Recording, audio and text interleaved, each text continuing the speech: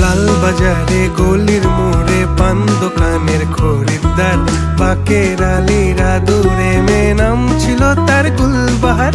লাল বাজারে গলির মোড়ে পান দোকানের খরিদ্দার, বাকের আলীরা দূরে মে নাম ছিল তার গুলবাহার। নাম ছিল তার গুলবাহার, দেখতে ভারী